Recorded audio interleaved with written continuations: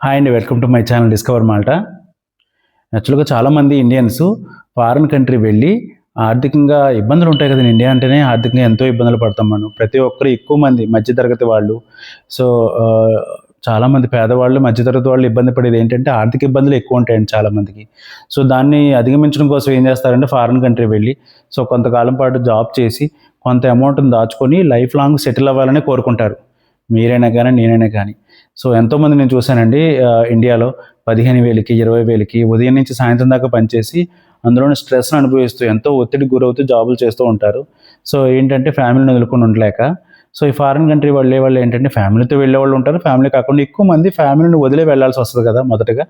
So, అలా ఫ్యామిలీని వదిలి వెళ్ళాల్సొచ్చినప్పుడు ఎంతో ఇబ్బందికరంగా ఉంటుంది. కాకపోతే ఏంటంటే కొంతకాలం పాటు కష్టపడి ఆ మొత్తాన్ని దాచుకొని తర్వాత రిటైర్మెంట్ లైఫ్‌ని కొంత హ్యాపీగా అనుభవించాలనే ఉద్దేశంతోనే ఆ పనులు చేస్తా ఉంటారు. సో, ఆ విషయంలో నేను అగ్రీ అవుతానండి. 15,000 జీతానికి, 20,000 జీతానికి బాగా స్ట్రెస్ పడి ఇండియాలో పనిచేసే కన్నా, ఫారిన్ కంట్రీ వెళ్తే గనక వాళ్ళ జీవితం కొంచెం మెరుగుపడుతుంది. అంతే కాకుండా వాళ్ళ లైఫ్ స్టైల్ కూడా ఇండియాతో పోలిస్తే లైఫ్ స్టైల్ చాలా బావుంటది. నేను చెప్పేది యూరోప్ కంట్రీలోనండి. నేనిప్పుడున్న ఈ మాల్టాలో స్ట్రెస్ ఉండే జాబులు తక్కువే ఉంటాయి. బట్ ఉంటాయండి స్ట్రెస్ ఉండే జాబ్స్. రియల్ ఎస్టేట్ ఉంది. సో, వాటిలో ఒకవేళ ఏంటంటే సేల్స్ డిపార్ట్‌మెంట్ ఉంటది. వాటిలోకి వెళ్తే స్ట్రెస్ అనేది డిఫాల్ట్‌గా ఉంటది. ఎందుకంటే టార్గెట్స్ ఉంటాయి కాబట్టి. టార్గెట్స్ లేని జాబ్‌లోకి వెళ్తే మంచి లైఫ్ స్టైలే ఉంటుంది ఈ యూరోప్ కంట్రీలో. సో, ఇప్పుడు నేను చెప్పబోయే టాపిక్ కూడా అదే. సో, ఇక్కడికి రావడం, జాబ్ చేసి లైఫ్‌లో సెటిల్ అవ్వనుకోవడం చాలా మంచి ఆలోచనే. తప్పని మట్టుకు నేను అనను. ఏ కంట్రీ అయినా సరే ఫారిన్ కంట్రీలో బానే ఉంటదండి లైఫ్ స్టైలు. ఎస్పెషల్లీ యూరోప్ కంట్రీలో మాల్టాలో నేను చెప్తున్నానండి. కొన్ని కొన్ని ఏంటంటే తెలియక మనం ఇబ్బందులు పడుతూ ఉంటాం. ఎలా ఉంటాయంటే ఆ మిస్టేక్సు మన లైఫ్‌కి ఎఫెక్ట్ కొడతా ఉంటాయి. అంటే మన కెరియర్ ఇప్పుడు ఇక్కడికొచ్చి దేనికంటే మనం ఒక చిన్న జాబ్‌తో ఇక్కడికొచ్చి మనం ఏదైతే గోల్ అనుకుంటామో ఆ గోల్‌ని అచీవ్ అవ్వడం కోసమే మనం ఈ కంట్రీకొస్తాం. ఈవెన్ యూరోప్ కంట్రీ నుంచి చెప్తున్నానండి. సో, అలాంటిది ఏంటంటే కొన్ని కొన్ని అగ్రీమెంట్స్ ఉంటాయండి. వాటిలి గురించి తెలుసుకోకపోతే చాలా మిస్టేక్స్ ఉంటాయి. అలాగే కొన్ని కొన్ని మనం తెలియక తప్పులు చేస్తూ ఉంటాము. సో, దానివల్ల ఇంపాక్ట్ మనకే పడతది. సో, ఎంతో డబ్బులు ఖర్చు పెట్టుకొని మనం ఈ కంట్రీకి వస్తాం కదండీ! సో, అలాంటప్పుడు ప్రతీదీ కూడా తెలుసుకొని ముందుకెళ్ళడం ఎంతో ముఖ్యమైంది. ఇండియాలోనే కొన్ని కొన్ని విషయాలు తెలియక తెలుసుకుంటా ఉంటాం. అలాంటి ఫారిన్ కంట్రీ వచ్చామంటే చాలా విషయాలు తెలుసుకొని ముందుకు అడుగేయాలి. అలాగే నేను వచ్చిన కొత్తల్లో తెలియక నేను 2 మిస్టేక్స్ చేశాను. సో, అలాంటి మిస్టేక్స్ ఎవరు పడకూడదనే ఉద్దేశంతోనే నేను ఈ వీడియో చేస్తున్నాను. సో, 4 మిస్టేక్స్ చెప్తానండి కామన్‌గాను. సో, అవి మటుకు తెలుసుకుంటే కొంతవరకు బెటరు. ఎందుకంటే అవి 4 మెయిన్ ఇంపార్టెంట్ మాటండి ఇక్కడికొచ్చాక. ఆ 4 వల్ల కొంతమంది ఎలాంటి ఇబ్బందులు ఫేస్ చేశారు. అందులో 2 వల్ల నేను ఎలాంటి ఇబ్బందులు ఫేస్ చేశానని మీతో షేర్ చేసుకుంటాను. ఫస్ట్ టైమ్ ఎవరైనా వీడియో చూస్తున్నట్లయితే లైక్ చేయండి, షేర్ చేయండి, సబ్స్క్రైబ్ చేయండి. సో, మనం వీడియోలోకి వెళ్దామా? ఇందులో మొదటిది వచ్చేటప్పటికి ఏంటంటే అగ్రీమెంట్ అండి. సో, మీరిక్కడికి రావడంతోని ఏదో జాబ్‌తోనే వస్తారుగా. సో, ఎంప్లాయ్‌మెంట్ బేస్‌తోనే వస్తారు. అది చిన్న జాబ్ అయినా గానీ, మంచి జాబ్ అయినా గానీ. సో, దాదాపుగా ఏంటంటే అందరూ చిన్న జాబ్‌తోనే వస్తారండి. సో, ఎందుకంటే హై లెవెల్ జాబ్ అంటే అతను సూటబుల్ జాబ్ కావాలంటే కొన్ని కొన్ని సార్లు దొరకదు. సో, అలాంటప్పుడు మనకి చిన్న జాబ్ అయినా ఇక్కడికొచ్చి ఫర్ ఎగ్జాంపుల్ నన్నే తీసుకోండి. నేను కొంతకాలం పాటు ఇక్కడ బోల్ట్ చేశా. ఫుడ్ డెలివరీ బాయ్ కింద. చేసిన తర్వాత నేను జాబ్‌కి సెర్చ్ చేసుకుంటూ ఉండగా నాకు అన్‌ఎక్స్‌పెక్టెడ్‌గా పోస్ట్ ఆఫీస్‌లో జాబ్ అనేది వచ్చింది. దానికి మూవ్ అయ్యాను. సో, మూవ్ అయిన తర్వాత వేరే జాబ్‌కి ట్రై చేస్తూ ఉన్నా. స్టెప్పుల కింద వెళ్ళడమేనండి. స్టార్టింగ్ ఒకేసారి నాకు కావాలి అంటే గనుక ఈ యూరోప్ కంట్రీలో కష్టం. ఎందుకంటే వీళ్ళు డైరెక్ట్‌గా రిక్రూట్ చేసుకోరండి. చేసుకున్నారంటే గనుక వీళ్ళు వీసాకి సంబంధించిన చాలా ఖర్చులుంటాయి. కంపెనీ పే చేయాల్సి ఉంటుంది. సో, అందుకని వాళ్ళు ఈ మాల్టాలో ఉన్న వాళ్ళకి మాత్రమే ప్రయారిటీ ఇస్తారు. సో, మాల్టా ఇక్కడికి రావడం కోసం ఏం చేయాలి? చిన్న జాబ్ అయినా పర్వాలేదు ఇక్కడికి మూవ్ అవ్వడం కరెక్ట్.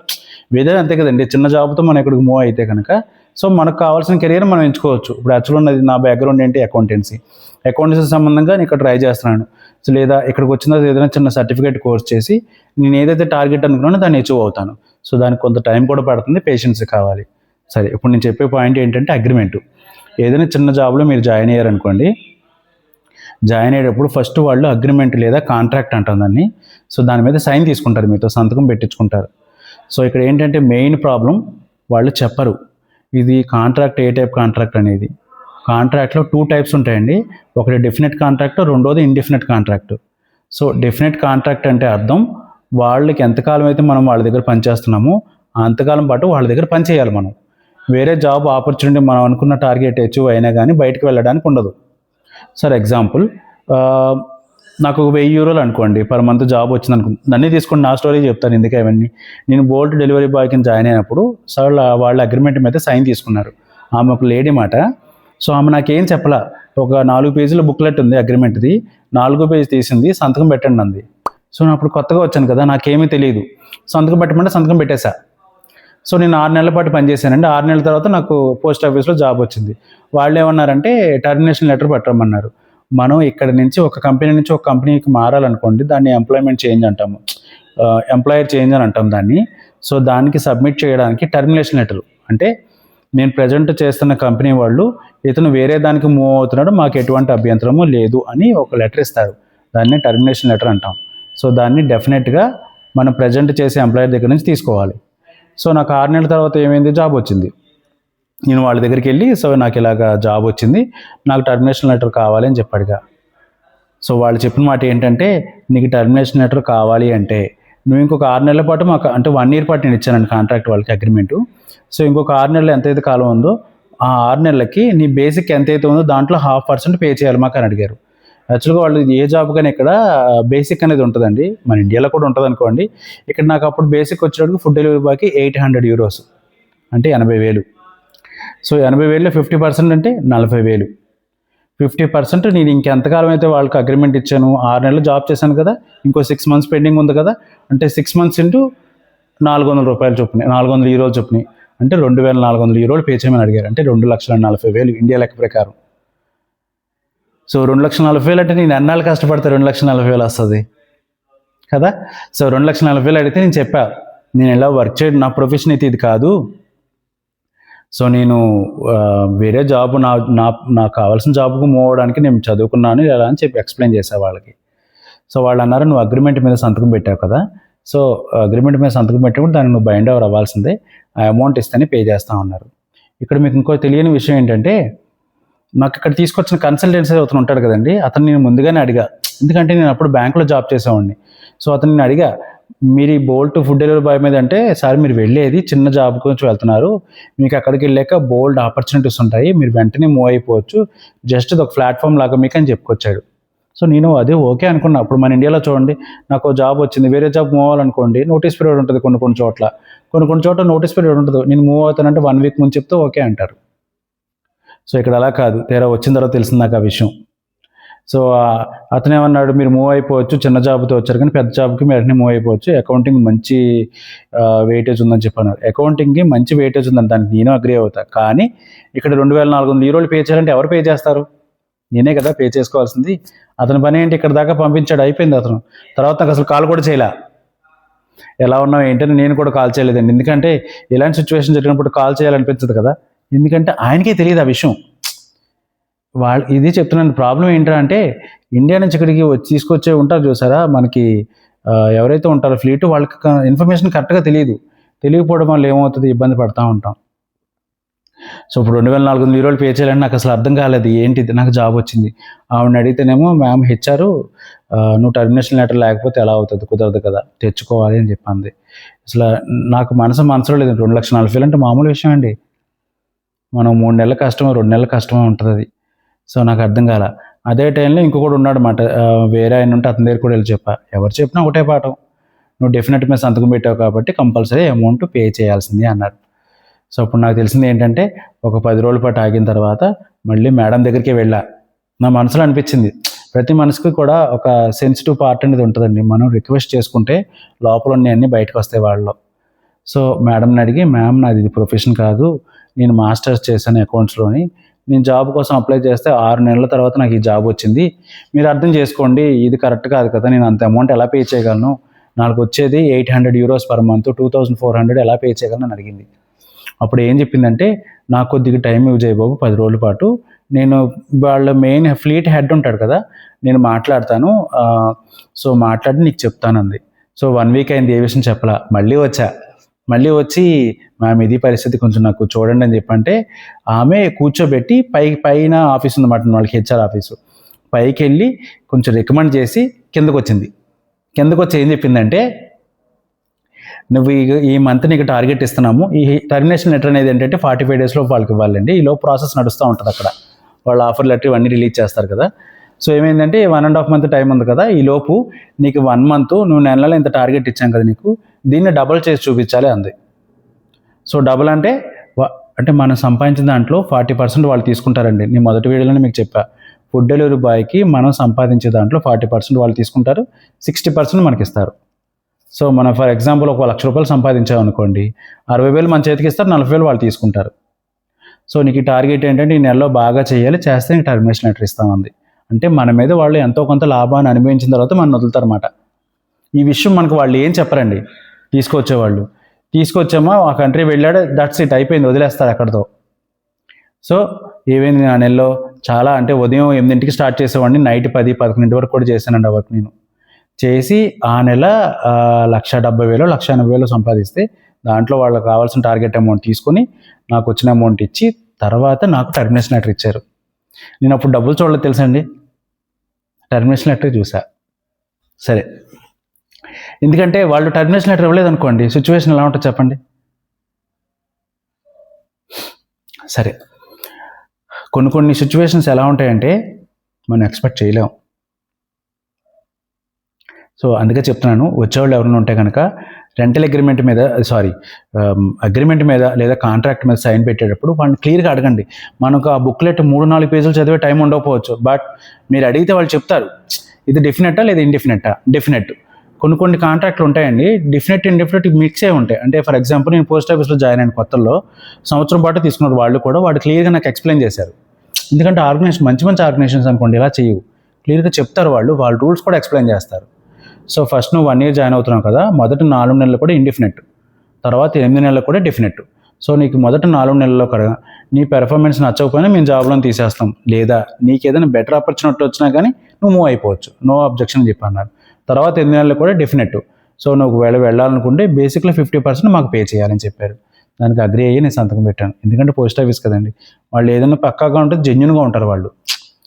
సో ఇప్పటికి 3 సంవత్సరాలు అయిందన్నది, 3వ సంవత్సరం నడుస్తుంది. ఇప్పటికీ ఎటువంటి ఇబ్బంది లేదు, నడుస్తుంది. ఎందుకంటే బెటర్ ఆపర్చునిటీ కోసం నేను ట్రై చేస్తున్నాను. నా ప్రొఫెషన్, నా టార్గెట్ ఏంటంటే అకౌంటింగ్. సో వీళ్ళు అడిగేది ఏంటంటే లోకల్గా ఒక సర్టిఫికేషన్ కోర్స్ ఏమైనా చేస్తే కనుక వీళ్ళు యాక్సెప్ట్ చేస్తున్నారు. ఆ సర్టిఫికేట్ నేనే చెప్తున్నానండి, ఇక్కడికి వచ్చిన తర్వాత మీరు కూడా ఏదైనా జాబ్ ఉందా, జాయిన్ అయిపోయాం అలా కాదు. జాబ్ చేసుకుంటూ మీ గోల్ ఏదైతే రీచ్ అవ్వాలనుకున్నా దానికి వెళ్ళండి. ఫర్ ఎగ్జాంపుల్ మీ గోలు మంచి కోర్స్ చేయాలనుకున్నారనుకోండి, నర్సింగ్ కోర్స్ మొన్న చెప్పాను చూడండి రీసెంట్గా, నర్స్ కోర్స్ చేస్తే ఇక్కడ ఏ కోర్స్ చేసినా ఇక్కడ ఉన్న ప్లస్ పాయింట్ ఏంటంటే ఇక్కడ వచ్చే certificate all over Europe country అన్ని చోట్ల పనిచేస్తుంది. యూకేలో కూడా యాక్సెప్ట్ చేస్తారండి, ఎందుకంటే గతంలో యూకే కూడా యూరోపియన్ కంట్రీలో ఉందే కదా, డివైడ్ సపరేట్ అయింది కానీ. సో అందువల్ల ఇక్కడ నుంచి చేసే పొందే ప్రతి సర్టిఫికెట్ కూడా వాల్యుబులే.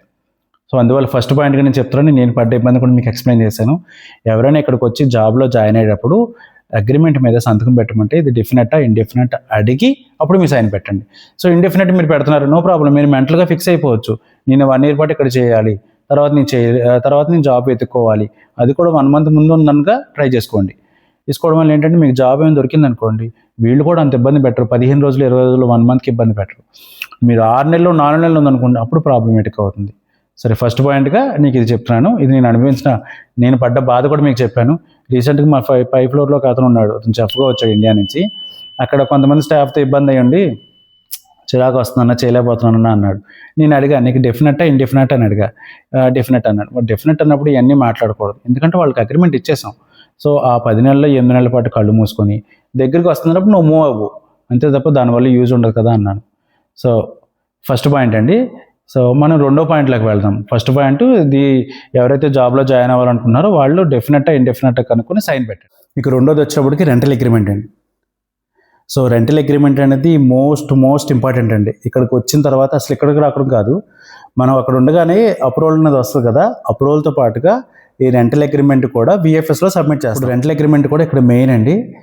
ఇక్కడికి వచ్చిన తర్వాత రెంటల్ అగ్రిమెంట్ కూడా సబ్మిట్ చేయాల్సి ఉంటుంది ఐడి మాల్టాకి. సో ఈ రెంటల్ అగ్రిమెంట్ అనేది హౌసింగ్ అథారిటీ, ఈ 2 డాక్యుమెంట్స్. రెంటల్ అగ్రిమెంట్ అంటే అది గతంలో వీడియోలో చెప్పారు, మళ్ళీ చెప్తున్నాను. ఇక్కడ మనం ఉన్న ఇంటికి సంబంధించి 2 డాక్యుమెంట్స్ సబ్మిట్ చేస్తామండి. ఒకటి rental agreement, 2 housing authority. Rental agreement అంటే మనం బిల్డింగ్లో ఇప్పుడు సపోజ్ నేను ఉన్న బిల్డింగ్లో 6 వ్యక్తులు ఉన్నామండి. సో 6 వ్యక్తులకి ఒక అగ్రిమెంట్ ఫామ్ ఉంటుంది, రెంటల్ అగ్రిమెంట్ అనేది.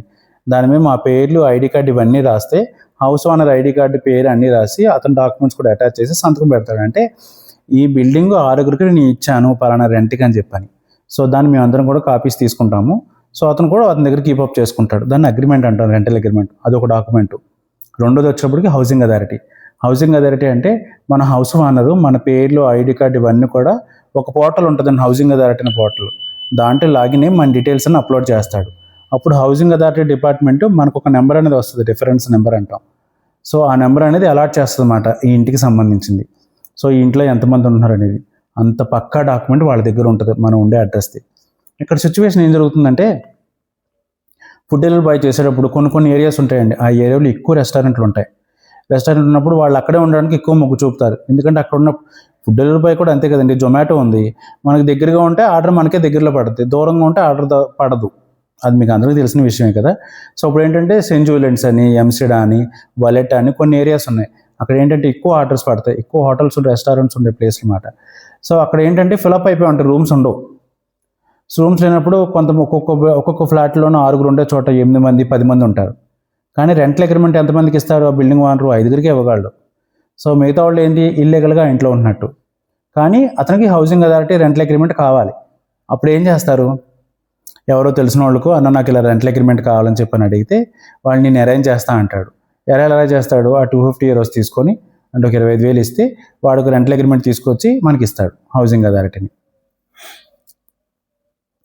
యాక్చువల్గా రెంటల్ అగ్రిమెంట్ హౌసింగ్ అథారిటీని ఎందుకు పెట్టిందంటే అండి గవర్నమెంట్, మనం ఇచ్చే డాక్యుమెంట్లో పక్కాగా మనం అక్కడే ఉండాలన్నమాట. ఎందుకంటే కమ్యూనికేషన్ పర్ఫెక్ట్గా ఉండాలి. సో ఇప్పుడు ఏమవుతుంది, ఇక్కడ వాడు ఇచ్చే రెంటల్ అగ్రిమెంట్ కరెక్ట్గా తెలియదు, ఫేకో లేదో మనకు తెలియదు. రెంటల్ అగ్రిమెంట్ తీసుకున్నాం, హౌసింగ్ అథారిటీ తీసుకున్నాం, పెట్టేస్తున్నాం. రీసెంట్గా నేను చెప్పింది మొన్న 2 days బ్యాక్ అని జరిగింది. ఇది 2 వ్యక్తులు రెంటల్ అగ్రిమెంట్ పెట్టారంట, ఫేక్ రెంటల్ అగ్రిమెంట్ అది వాళ్ళకి తెలియదు, డబ్బులు ఇచ్చి తీసుకున్నారంట 250 euros ఇచ్చి. ఇప్పుడు అదేమైంది, వాళ్ళు పక్కా డేటా ఉంటుందండి వీళ్ళ దగ్గర. సో రెంటల్ అగ్రిమెంట్ నెంబర్ కొట్టగానే అది ఫేక్ అని తేలినప్పుడు వాళ్ళిద్దరిని అరెస్ట్ చేశారు. 1 సంవత్సరం పాటు జైలు శిక్ష, 3 సంవత్సరాల పాటు సస్పెండ్ చేశారు. అంటే మళ్ళీ వాళ్ళు 3 ఏళ్ల పాటు మాల్టా రావడానికి లేదు. ఆ రిమార్క్ అనేది వీళ్ళ రికార్డులో ఉంటుంది. ఫర్ ఎగ్జాంపుల్ 3 సంవత్సరాల తర్వాత వాళ్ళు ట్రై చేసుకున్నా ఈ మాల్టాకి వేసి అయితే ఇంపాసిబుల్ వాళ్ళు రావడం. సో ఇలా ఉంటాయి కండిషన్స్ అనేది. ఇది పక్కన పెట్టండి, నేనే చెప్తున్నాను, ఇది 2వ మిస్టేక్ అని చెప్తున్నాను. ఇది నేను చేయలేదు. నేను మా ఫ్రెండ్ కూడా అప్లికేషన్ సబ్మిట్ చేయడానికి విఎఫ్ఎస్ గ్లోబల్ ఢిల్లీకి వెళ్ళాం సబ్మిట్ చేయడానికి. సో నీ పేరు చెప్పట్లేదే, ఎందుకంటే అబ్బాయి మంచి వ్యక్తి. బట్ ఏంటంటే తెలియక కొంతమంది పడే ఈ ట్రాప్ అనేది ఉంటుంది చూసారా, చాలా దారుణం అన్నమాట, అవి తప్పించుకోలేం. అందుకే ఇప్పుడు నేను చెప్పేది కూడా అది, అలాంటి ట్రాపుల్లో పడకండి. నేను చెప్పినట్టు అట్లీస్ట్ మీరు ఫాలో అయినా ఇబ్బంది పడక్కర్లా. మీరు రెంటల్ అగ్రిమెంట్ ఇచ్చారు అంటే ఖచ్చితంగా ఆ ఇంట్లోనే ఉండండి, లేదా అలాంటి అగ్రిమెంట్ తీసుకోవద్దు. మనకు దూరం అయినా పర్లేదండి, వెహికల్ ఉంటుంది కదా, ఫుడ్ డెలివరీ బాయ్ అంటే ఒక 5 minutes కేటాయిస్తాము, మనం ఆ ప్లేస్కి వెళ్తాము, వెయిట్ చేస్తాము, ఫుడ్ ఆర్డర్ పడితే తీసుకొని వెళ్తారు. అక్కడే ఉండాలి, ఆర్డర్ పడిన వెళ్ళిపోవాలి అలాంటివి వద్దు. రెంటల్ అగ్రిమెంట్ మనం ఎక్కడ ఇస్తాం అక్కడే ఉండాలి. ఎందుకంటే కమ్యూనికేషన్ అనేది, వెరిఫికేషన్ అనేది చాలా టైట్ చేస్తుంది గవర్నమెంట్ ఇక్కడ. మీకు ఇల్లీగల్గా ఉన్న వాళ్ళందరినీ పంపించేయాలనే ఉద్దేశంతో, అంతమించి ఏం లేదు. సో విషయం ఏం జరిగి చెప్తాను. మా ఫ్రెండ్ నేను వెళ్తే సో సబ్మిట్ చేసాం విఎఫ్ఎస్ గ్లోబల్లో, ఇద్దరికి వీసాలు వచ్చినాయి. మేము ఢిల్లీ వెళ్ళి సబ్మిట్ చేసాం కదా, వీసాలు వచ్చినాయి. మేము ఇక్కడికి వచ్చేసాం అన్నమాట, మాల్టా వచ్చాం. వచ్చిన తర్వాత నేను ఇక్కడికి వేరే చోటుకి మూవ్ అయ్యాను. ఆ అబ్బాయి సెయింట్ జూలియన్స్లో ఉన్నాడు. సో రెంటల్ అగ్రిమెంట్ వచ్చినప్పుడు ఆ అబ్బాయికి లేదు. ఆ అబ్బాయి ఏం చేశాడు, వేరే ఫ్రెండ్కి డబ్బులు ఇస్తే సేమ్ ఇప్పుడు చెప్పినట్టుగానే ఆ అబ్బాయి అరేంజ్ చేశాడు రెంటల్ అగ్రిమెంట్. అప్పట్లో ఈ హౌసింగ్ అథారిటీ అనేది ఇప్పుడు నేను చెప్తుంది 1.5 year బ్యాక్. అయితే రెంటల్ అగ్రిమెంట్ తీసుకున్న డాక్యుమెంట్ సబ్మిట్ చేశాడు. సబ్మిట్ చేసిన తర్వాత ఐడి మాల్టా నుంచి ఫోన్ వచ్చింది ఆ అబ్బాయికి. సో మీకు సంబంధించిన కొంత ఇన్ఫర్మేషన్ మాకు కావాలి, ఒకసారి ఆఫీస్కి రండి అని చెప్పని. సో ఎవరైనా ఖచ్చితంగా వెళ్ళాల్సిందిగా కాల్ వస్తే పైనుంచి ఆ అబ్బాయి ఏం చేయడు, ఐడెంటిటీకి వెళ్ళాడు. ఐడెంటిటీకి వెళ్తే అక్కడ ఆల్రెడీ పోలీసులు రెడీగా ఉన్నారన్నమాట. వీళ్ళు ఇక్కడ పోలీసులు మేము పులీజా అని పిలుస్తాం. సో వాళ్ళు వెళ్ళగానే ఇతనే అని చెప్పగానే అరెస్ట్ చేశాడు. అతన్ని అరెస్ట్ చేసి తీసుకెళ్ళిపోయి అతను జైల్లో ఉంచారు. జైల్లో ఫోన్ ఎలా ఉండదన్నమాట అండి, ఫోన్ కంప్లీట్గా కట్ ఆఫ్. సో ఒక ల్యాండ్ ఫోన్ ఒకటి ఉంటుందంట. సో ఆ అబ్బాయి వచ్చి ఫోన్ చెప్తానండి, వరుస నించుంటారంట. ఆ అబ్బాయి చెప్తున్నాడు ఎక్కువసేపు ఉండదంట, 2 minutes మాట్లాడిస్తారంట. 2 minutes మనం కాల్ చేసి లోకల్లో ఉన్న వాళ్ళకైనా మనం మాట్లాడుకోవచ్చు. సో ఆ అబ్బాయి సిచ్యువేషన్ ఏంటి, ఫుడ్ డెలివరీ బాయ్ అప్పుడు చేసేది, డబ్బులు అబ్బాయి దగ్గర చేతిలో లేవు. సో అతన్ని వాదించుకోవడానికి కోర్టులో వెళ్ళిపోద్ది కదా, లీగల్కి వెళ్ళిపోతాడు కదా, మరి ఫేక్ అంటే అదే కదా. అతని తరఫున వాదించుకోవడానికి ఒక న్యాయవాదిని పెట్టుకోవాలంటే ఇతని దగ్గర డబ్బులు ఉండాలి. ఇండియాలోనే న్యాయవాది అంటేనే మామూలుగా ఉండదు, దోచేస్తారు.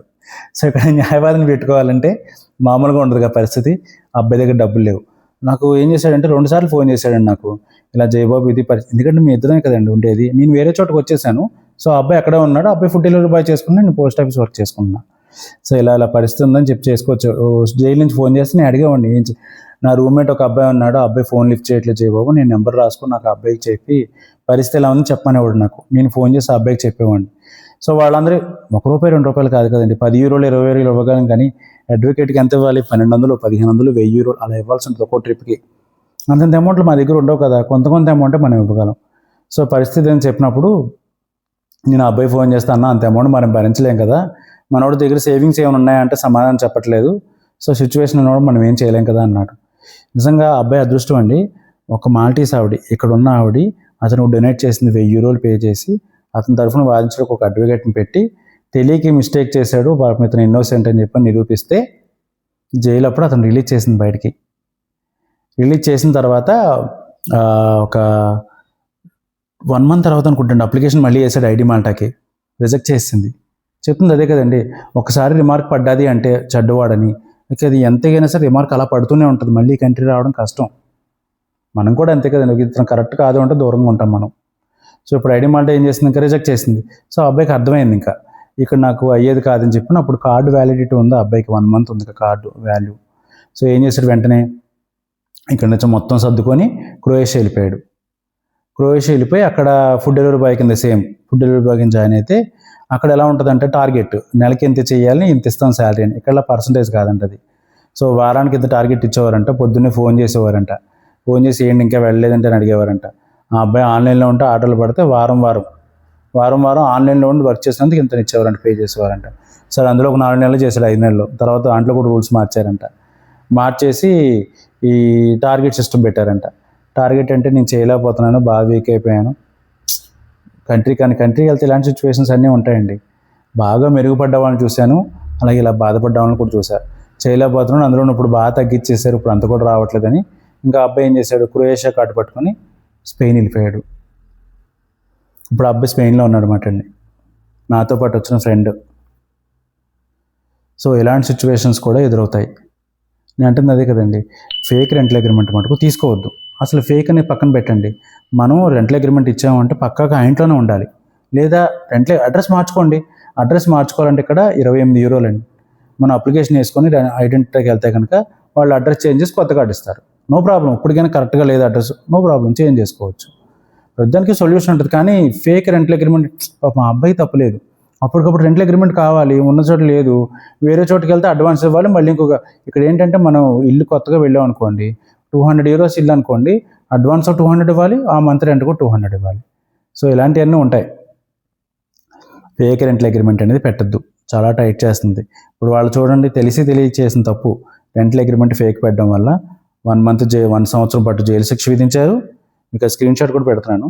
సో విధించారు, 3 ఏళ్ల పాటు బ్యాన్ చేశారు అతన్ని. ఇద్దరు వ్యక్తులు మాట అండి. సో ఇంక రెండో పాయింట్లో చెప్తున్నాను, మా ఫ్రెండ్ పడ్డ మిస్టేక్ మాట అండి ఇది. ఇలాంటి మిస్టేక్స్ పడద్దు, ఇలాంటి ప్రాబ్లమ్స్ అసలు వద్దు. ఇప్పుడు ఆ అబ్బాయి ఈవెన్ పరిస్థితి ఎలా ఉందంటే, వాళ్ళ పేరెంట్స్ కూడా నా పొజిషన్ ఏదని చెప్పుకోలేడు.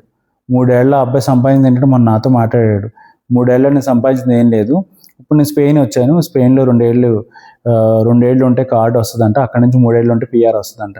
అంటే ఇక 5 ఏళ్ళ తర్వాత నేను ఇండియా వెళ్ళాలి. చాలా దారుణమైన పరిస్థితి కదా. 5 ఏళ్ళంటే నేను ఇక్కడికి వచ్చి 3 ఏళ్ళు అయింది. ఇప్పుడు ఇక్కడి నుంచి ఒక 5 ఏళ్ళ పాటు అబ్బాయి అంటే 8 ఏళ్ళకి ఇండియా వెళ్తున్నాడు, మళ్ళీ అబ్బాయి వెనక్కి వెళ్ళాలి. సో ఇలాంటి సిచ్యువేషన్స్ ఎవరు తెచ్చుకోవద్దండి, పక్కా డాక్యుమెంట్సే పెట్టండి. నేను ఈ వీడియో చేస్తుంది కూడా ఇక్కడికి వచ్చి బాధపడే వాళ్ళ కోసం మాత్రమే. ఫేక్ రెంటల్ అగ్రిమెంట్, ఎవరికో డబ్బులు ఇస్తే వాళ్ళకి రెంటల్ అగ్రిమెంట్లు అసలు అవేం వద్దు. పక్కాగా మీరు మాట్లాడుకుని అడ్వాన్స్ ఇచ్చి డాక్యుమెంట్స్ పక్కాగా తీసుకోండి, ఆ ఇంట్లోనే మీరు ఉండండి. వెరిఫికేషన్స్ కూడా జరుగుతాయండి. సెయింట్ జిలెంట్స్లోనే మొన్న వెరిఫికేషన్ జరిగిందన్నారు. అసలు రూమ్ క్లీన్గా ఉంచుతున్నారా లేదా, ఉన్న వాళ్ళే ఉన్నారా లేదా కొత్త సంబంధం లేని వాళ్ళు ఎవరైనా ఉన్నారా, ఇల్లీగల్గా ఎవరైనా ఉంటున్నారా, ఇలాంటి వాళ్ళందరినీ పట్టుకుంటున్నారు. మొన్న రీసెంట్గా ఒక వీడియో కూడా పెట్టాను కదా, ఫేక్ డ్రైవింగ్ లైసెన్స్, ఇన్సూరెన్స్ అసలు లేదు, అక్కడ కారు నడిపేస్తున్నాడు అబ్బాయి. ఇంకా అతనికి పనిష్మెంట్ ఏముందో నాకు తెలియదు. ఇంకాను ఇలాంటివి వస్తూ ఉంటాయి మాట. ఎందుకంటే చిన్న ఐలాండ్ కదండి ఇది, ఇక్కడ ఏది జరిగినా కానీ స్ప్రెడ్ అవుతూ ఉంటుంది బయటికి. న్యూస్ ఛానల్లో టైమ్స్ ఆఫ్ మాల్టా అని ఉంటుంది, దాంట్లో మాకు తెలిసిపోతూ ఉంటుంది ఏదైనా కానీ. సో ఇది ఒక రెండో మిస్టేక్ అని చెప్తున్నాను, ఫేక్ రెంటల్ అగ్రిమెంట్ పెట్టద్దు, జెన్యున్గా మీరు తీసుకున్న రెంటల్ అగ్రిమెంట్లోనే ఉండండి. సో సేఫ్ అది. ఇక మూడోది అప్రూవల్ కాపీ అండి. సో ఏంటంటే మనం ఇక్కడ నుంచి జాబ్ ట్రై చేస్తున్నప్పుడు మనకి కంపెనీస్ ఇక్కడ ఉంటాయి కదా, మనం రిక్రూట్ చేసుకునే కంపెనీస్, వాళ్ళు మన తరఫుని ఐడెంటిటీకి అప్లై చేస్తారు. సో పలానా వ్యక్తిని మేము తీసుకుందాం అనుకున్నాం అని చెప్పి అప్లై చేసినప్పుడు వితిన్ 45 డేస్లోనో 2 మంత్స్లోనో అప్రూవల్ అనేది వస్తుంది మనకి. సో అప్రూవల్ వ్యాలిడిటీ వచ్చేటప్పటికి 6 మంత్స్, 6 నెలల వ్యాలిడిటీ ఉంటుంది అన్నమాట అండి. అది వచ్చిన తర్వాత 6 నెలల లోపే మనం ఏవైతే చేయాలనుకున్నా అన్నీ చేసుకుని 6 నెలల్లో మనం ఇక్కడ ఉండాలి. ఇక్కడ ఉండి బయోమెట్రిక్ రెడీ అవ్వాలి. సో దాని వ్యాలిడిటీ 6 నెలలు. అయితే అప్రూవల్ వచ్చిన తర్వాత 2 నెలల లోపే మనం VFS లోపలికి సబ్మిట్ చేయాలి డాక్యుమెంట్స్ అన్నీ కూడా. అంటే 60 డేస్ మాట అండి. 60 డేస్ లోపే మనం స్లాట్ బుక్ చేసుకోవాలి, VFS లోపల సబ్మిట్ చేసేయాలి డాక్యుమెంట్స్. సో ఈ VFS లోపలికి వచ్చేటప్పటికి ఏంటంటే స్లాట్స్ ఒక్కోసారి రెడీగా ఉండు. VFS లోపల 2 టైప్స్ ఉంటాయండి. ఒకటి ఏంటంటే మనకి 21 డేస్ బిఫోర్ స్లాట్ బుక్ చేసుకున్నాం అనుకోండి, డబల్ ద పేమెంట్ పే చేయాలి. అంటే స్లాట్ వచ్చేటప్పటికి 15,000 అండి VFS లోపలికి. సో డబల్ ద పేమెంట్ అంటే 30,000 పే చేయాలి. సో అదే 21 డేస్ తర్వాత అనుకోండి 15,000తోనే అదే స్లాట్ మనకు దొరుకుతుంది. 21 డేస్ లోపు చేసేది ఏంటంటే ఎమర్జెన్సీ ఇమీడియట్ స్లాట్ అంటాము. సో అది 30,000 పే చేస్తాం. 21 డేస్ అయితే నార్మల్ స్లాట్ అంటాం. రెండింటికి ఒకటే అండి. కాకపోతే మనకి దగ్గరలో వస్తుంది. 2 డేస్లో 3 డేస్లో సబ్మిట్ చేసేయాలి, 30,000 పే చేయాలి. అదే 21 డేస్ తర్వాత సబ్మిట్ చేయాలనుకోండి 15,000తోనే సబ్మిట్ చేసేయచ్చు VFS గ్లోబల్లో, నో ప్రాబ్లం.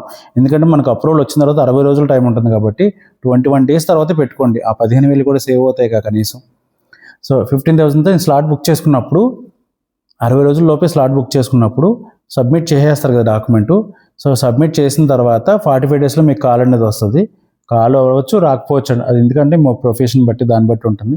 తర్వాత వీసా రావచ్చు, రాకపోవచ్చు. అది లక్కీ డిప్ లాంటిది అని చెప్పాను కదా. ఇక్కడికి వచ్చేటప్పటికి ఏంటంటే మీ పాస్పోర్ట్ ఉంటుంది కదండి, పాస్పోర్ట్ మినిమం 8 నెలల వ్యాలిడిటీ ఉండాలి. సో 8 నెలలు అంటారు కదండి, 8 నెలలు కాదు, 1 ఇయర్ ముందే పాస్పోర్ట్కి రెన్యూవల్ పెట్టుకోండి. యాక్చువల్గా అయితే 3 సంవత్సరాల ముందుగానే 3 సంవత్సరాల లోపు అంటే టైం అయిపోతుందిగా 3 ఏళ్ళను మన పాస్పోర్ట్ రెన్యూవల్ పెట్టుకోవచ్చు యాజ్ పర్ రూల్ ప్రకారం. కానీ 1 ఇయర్ ముందే పెట్టుకోండి, నో ప్రాబ్లం. నేనేంటంటే 4 నెలలు 5 నెలలకి పెట్టడం వల్ల కొన్ని ఇబ్బంది పడ్డాను అప్పట్లో. సో ఇక్కడ ఏమవుతుందంటే అప్రూవల్కి నేను పెట్టిన తర్వాత అంటే విషయం చెప్తాను. అప్రూవల్ కోసం పెట్టిన తర్వాత అప్రూవల్ మీద పాస్పోర్ట్ నెంబర్ అనేది వస్తుంది. సో మనకి దగ్గర పడుతుంది అనుకోండి, ఇబ్బంది పడతాం కదా. పాస్పోర్ట్ అప్పుడు ఏం చేశాను నేను, రెన్యూవల్ కోసం పెట్టినప్పుడు పాత పాస్పోర్ట్ క్యాన్సిల్ చేసి కొత్త పాస్పోర్ట్ ఇస్తాడు. పాస్పోర్ట్ మారినప్పుడు నెంబర్ కూడా మారిపోద్దండి అక్కడ మంది. సో VFS గ్లోబల్కి వెళ్ళినప్పుడు ఇబ్బంది పడ్డాను నేను, సబ్మిట్ చేయడానికి తీసుకోరన్నట్టు. తర్వాత మళ్ళీ ID మాల్టాకి అప్రూవల్ కోసం మెయిల్ పెడితే రీఅప్రూవల్ కోసం వాళ్ళు మళ్ళీ ఒక 15 డేస్ టైం తీసుకుని మళ్ళీ కొత్త అప్లికేషన్ అప్రూవల్ ఫామ్ ఇచ్చారు. సో అక్కడి నుంచి మళ్ళీ 60 డేస్ వ్యాలిడిటీ వచ్చింది. అప్పుడు నేను కొత్త పాస్పోర్ట్ నెంబర్ ఉన్న అప్రూవల్ కాపీని తీసుకెళ్ళి సబ్మిట్ చేశాను. సో ఇక్కడ ఏంటంటే అప్రూవల్కి అంటే ముందు బుక్ చేసుకునేటప్పుడు ప్రాసెస్ మొదలు పెట్టాలనుకునేటప్పుడు పాస్పోర్ట్ వ్యాలిడిటీ కూడా ముఖ్యం. అది ఒకసారి చూసుకోండి. మినిమం ఒక 1 ఇయర్ 1.5 ఇయర్ ఉంటే హ్యాపీ, ఇబ్బంది పడాల్సిన పని లేదు. మీరు 8 నెలలు 6 నెలలు ఉందనుకోండి, ముందు ఫస్ట్ ఆఫ్ ఆల్ మీరు పాస్పోర్ట్ రెన్యూవల్ కోసం పెట్టుకొని దాని తర్వాత ఈ ప్రాసెస్ అనేది మొదలు పెట్టండి. ఎందుకంటే అప్రూవల్ అనేది వచ్చేస్తుంది, వాళ్ళకి తెలియదు కదా, ఇచ్చేస్తారు. మనం సబ్మిట్ చేసుకోవడానికి వెళ్ళి సబ్మిట్ చేస్తాం చూసారా, ఈ కాస్త కూడా రిజెక్ట్ చేస్తారు. Passport with in the 8 months below ఉంది వ్యాలిడిటీ నుంచి రిజెక్ట్ చేస్తారు. అప్పుడు ఏమవుద్ది, ఇప్పుడు దాకా మన పడిన కష్టం అంతా వేస్ట్ అవుద్ది. నాకు అప్పుడు అవకాశం ఇచ్చారు కాబట్టి నేను వెంటనే అప్రూవల్ మెయిల్ వేసుకుని దానికి మళ్ళీ 5,000 అమౌంట్ పే చేశాను అనమాట అండి. అది మళ్ళీ రీఅప్రూవల్ కోసం పెడితే ID మాల్టా వాళ్ళు కొత్తగా మాడిఫై చేసి కొత్త పాస్పోర్ట్ నెంబర్ వేసి నాకు పంపించారు. సో అలాంటి ప్రాబ్లమ్స్ కూడా మీరు ఫేస్ చేయొద్దు. పాస్పోర్ట్ వ్యాలిడిటీ 1 ఇయర్ ఉందని కానీ మళ్ళీ రెన్యూవల్ కోసం పెట్టుకుని ఈ ప్రాసెస్ అంతా మొదలు పెట్టుకోండి, ఇబ్బంది పడకుండా ఉంటారు. సో ఇది 3వ మిస్టేక్ మాట అండి. అప్రూవల్కి మనం ప్రాసెస్ మొదలు పెట్టేటప్పుడు పాస్పోర్ట్ వ్యాలిడిటీ కూడా అట్లీస్ట్ 1.5 ఇయర్ 2 ఇయర్స్ ఉండేటట్టు చూసుకోండి. తక్కువ టైం ఉంటే మటుకు పాస్పోర్ట్ రెన్యూవల్ కోసం పెట్టుకోండి. ఇక లాస్ట్ దాన్ని చెప్పేది నేను, ఇది మిస్టేక్ కాదు, మిస్టేక్ అని అనుకోవచ్చు. సరే, ఇది నేను చేసిన తప్పు మాట అండి. ఇది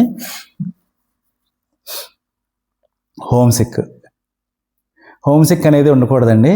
ఎందుకంటే మనం ఫ్యామిలీని పిల్లలతో అక్కడ గడిపి వస్తూ ఉంటాం కదా. హోమ్ సిక్ వల్ల ఏమవుతుందంటే ఇక్కడ మనం సరిగ్గా జాబ్ చేయలేము, అలాగే ఇక్కడికి వచ్చే కొంత స్ట్రగుల్ ఫేస్ చేయాల్సి ఉంటుంది.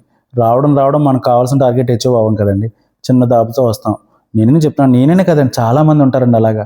ఎవరిని స్టార్ట్ చేసుకున్నా కానీ నేను పైన హై లెవెల్ జాబ్తో ఇక్కడికి వచ్చామో ఉండరు. ఫస్ట్ చిన్నగా జాబ్ చేసుకొని అక్కడి నుంచి స్టెప్ బై స్టెప్ వాళ్ళు అనుకున్న దాన్ని అచీవ్ అవుతారు. ఇది అచీవ్ అవ్వడానికి కొంత టైం పడుతుంది. సో అంత టైం వరకు కూడా పేషెన్సీగా ఉండాలి. ఇక్కడ మెయిన్ పేషెన్సేనండి. అది లేక చాలామంది ఇబ్బంది పడతారు. కొంతమంది ఇండియా కూడా వెళ్ళిపోయినా చూసాను నేను కూడా. నేను అదే చెప్తున్నాను మీతో. నేను ఇక్కడికి వచ్చిన తర్వాత ఫుడ్ డెలివరీ బాయ్కి కొంతకాలం చేసిన తర్వాత పోస్ట్ ఆఫీస్లో జాబ్ వచ్చిన తర్వాత కదా, జాబ్ వచ్చినప్పుడు అప్లికేషన్ అంతా వేసేసి ఇండియా వెళ్ళా. పిల్లల్ని చూడడానికి, లేదా మా వైఫ్ని, మా మదర్ని అందరిని చూడడానికి, అందరినీ కలవాలని చెప్పని వెళ్ళినప్పుడు అక్కడున్న వాతావరణానికి అది అలవాటు పడి నాకు అసలు ఇక్కడ రాబుద్ది అవలా. సో వీళ్ళు ఏంటంటే నా కంపెనీ మెయిల్స్ వేస్తూ ఉంటాం, ఇంకా రాలేదు, టర్మినేట్ చేస్తాం, ఇది కరెక్ట్ కాదని ఉద్దేశంతో. సో నేను వెకేషన్ కింద వచ్చి ఇంకా అలా ఉండిపోయాను మాట అండి అక్కడే. ఇంకా తర్వాత చాలామంది అన్నది ఏంటంటే అలా కాదు, కొంతకాలం పాటు అక్కడ పేషెన్సీగా ఉండి నువ్వు మంచి కెరీర్ మంచి పొజిషన్కి వెళ్ళావు అనుకో, ఫ్యామిలీని తీసుకెళ్ళచ్చు కదా, నువ్వు ఎందుకు వదులుకుంటున్నావు, కొంతకాలం పాటు చేస్తే లైఫ్ సెట్ అవుతుంది కదా అని చాలామంది నాకు చెప్పారు మాట అండి. అప్పుడు నేను మళ్ళీ వెనక్కి వచ్చాను.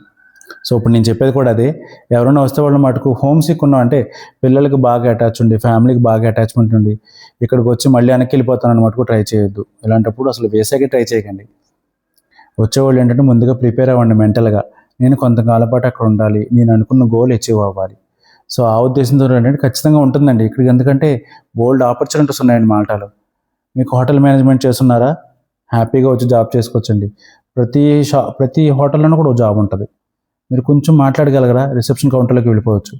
ఇంకొంచెం స్కిల్ ఉందా, మీకు అనుకున్న ప్రొఫెషన్కి వెళ్ళచ్చు. అలా ప్రతి దానికి చిన్న ఐలాండ్ అనే పేరుకే కానీ ప్రతి ఒక్కటే ఉంది. ఇప్పుడు నేనున్న ఈ బిల్డింగ్లో మొత్తం 6 ఉంటామండి. 2 చెఫ్లు ఉన్నారు, ఒక సాఫ్ట్వేర్ ఎంప్లాయ్, ఒక ఆయన కన్స్ట్రక్షన్ ఇంజనీర్. అలా ఒక్కొక్కరు ఒక్కొక్క ప్రొఫెషన్. బట్ మేము అందరం కూడా కలిసి ఉంటాం, మేము అందరం తెలుగు వాళ్ళమే. సో ఒక్కొక్కరితో ఒక్కొక్క దారి, వాళ్ళు టార్గెట్ అచీవ్ అవుతున్నారు కదా. సో అలాగే మనం కూడా ఏంటంటే ఇక్కడికి వచ్చేవాళ్ళు పేషెన్స్తో ఉండాలి. ఇవాళ వచ్చింది రేపొద్దున జాబ్ కొట్టాలనే కాదు, ఇక్కడ ప్రతిదీ కూడా అగ్రిమెంట్, ముందు చెప్పాను కదా. సో దానికి బైండ్ ఓవర్ అండి, ఓపిక్గా ఉంటే ఖచ్చితంగా మన టార్గెట్ అనేది అచీవ్ అవ్వగలం. సో ఇదే నేను లాస్ట్ చెప్పబోయే టాపిక్. అది కూడా నా మిస్టేకే. హోమ్ సిక్ అయ్యి నేను కొంతకాలం బట్టి ఇండియా వెళ్ళి నేను రాను అనుకున్నామండి, మళ్ళీ ఇప్పుడు వచ్చి నేను అచీవ్ అవుతున్నాను. నేను లాస్ అయింది ఏంటంటే ఆ టైంలో నేను 4 months పాటు అక్కడ ఉండిపోయాను కదా. సో వీళ్ళకి ఏంటంటే పోస్ట్ ఆఫీస్లో ఎక్కువ సెలవులు పెడితే కనుక ప్రతి సంవత్సరం బోనస్ అనేది ఇస్తారు. సో 45,000 సంథింగ్ అమౌంట్ అది. నేను అక్కడ 4 నెలలు ఉండిపోవడం వల్ల ఎక్కువ సెలవులు తీసుకున్నానని చెప్పి అది నాకు ఇవ్వడం మానేశారు. నేను అప్పుడు బాధపడ్డాను అనమాట, ఇది లాస్ అయ్యాను నేను. యాక్చువల్గా అయితే నేను ఒక సిక్ లీవ్ కూడా తీసుకోలేదండి. నేను అవన్నీ ఇట్లా హెల్త్ పరంగా నేను ఫిట్గా ఉన్నాను. సో ఒక్క సిక్ లీవ్ కూడా తీసుకోవాలా. ఖచ్చితంగా నేను ఉంటే ఆ అమౌంట్ని ఎలిజిబుల్లే. బట్ నేను చేసిన మిస్టేక్ ఏంటి, నాకు ఫ్యామిలీకి బాగా గుర్తు రావడం, ఇంటికి వెళ్దామని వెళ్ళడం, వాళ్ళని చూసి ఇక్కడే ఏదో చేసుకుందాం అనుకోవడం. అన్ఎక్స్పెక్టెడ్గా నేను రాగానే అక్కడ జాబ్ దొరికింది. సో ఏ బ్యాంకులో అయితే చేశానో వాళ్ళు కూడా నాకున్న గుడ్ విల్ని బట్టి తీసుకున్న 4 months తర్వాత నాకు ఏంటంటే వీళ్ళ దగ్గర నుంచి మెయిల్స్ రావడం, నేను టర్మినేట్ చేస్తాం అనుకోవడం. వీసా అనేది డిఫికల్ట్ కదండి, లైఫ్లో ఒకసారి వస్తుంది. అందులో నేను నా జీవితంలో ట్రై చేసింది, పాస్పోర్ట్ పట్టిన 8 ఏళ్ళకి ఎప్పుడో ట్రై చేసి రాగానే వచ్చేసింది వీసా. సో ఇది వదులుకుంటున్నానేమో, తప్పు చేస్తున్నానేమో అని చాలామంది అనమాట. నా బ్యాంక్ కొంతమంది వస్తారు కదండి, బ్యాంక్ అంటే ఫారినర్స్, వాళ్ళని అడిగేవాడిని.